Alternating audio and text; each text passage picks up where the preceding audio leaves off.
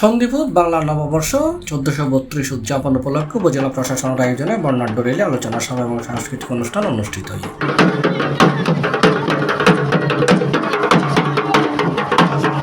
April 14 তারিখ সোমবার সকালে এই অনুষ্ঠান আয়োজন করা হয়।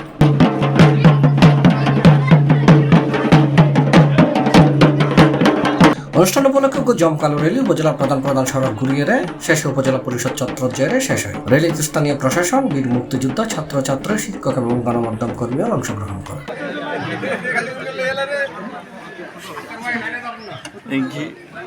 রেলি শেষে উপজেলা পরিষদ মাঠে আলোচনা সভার সভাপতিত্ব করেছে সন্দ্বীপ উপজেলা নির্বাহী কর্মকর্তা রিয়ান চাকমা। উপজেলা শিক্ষা কর্মকর্তা মাহমুদুল হকের সঞ্চালনায় এডে উপস্থিত আছেন সন্দ্বীপ থানার ভারপ্রাপ্ত কর্মকর্তা একেএম শফিকুল ইসলাম চৌধুরী, উপজেলা ইঞ্জিনিয়ার আব্দুল আলিম, উপজেলা স্বাস্থ্য কর্মকর্তা ডাক্তার মানস বিশ্বাস, উপজেলা অফিসার্স ক্লাবের সেক্রেটারি আখতারুজ্জামান সুজন সহ উপজেলা পরিষদের অন্যান্য কর্মকর্তা কর্মচারীও।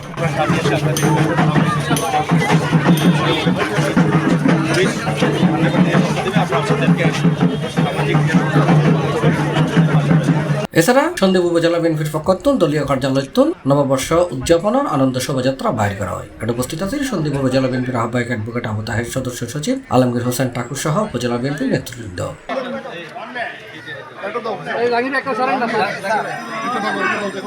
এছাড়া উপজেলা প্রশাসন আয়োজনে পয়লা বৈশাখের ঘুরি উৎসব, লাডি খেলা, নাগরদোলা সহ নানান আয়োজনে সন্দ্বীপ উপজেলার সাজানো ইল বর্ণিল সাজে। C+ TV, Chittagong.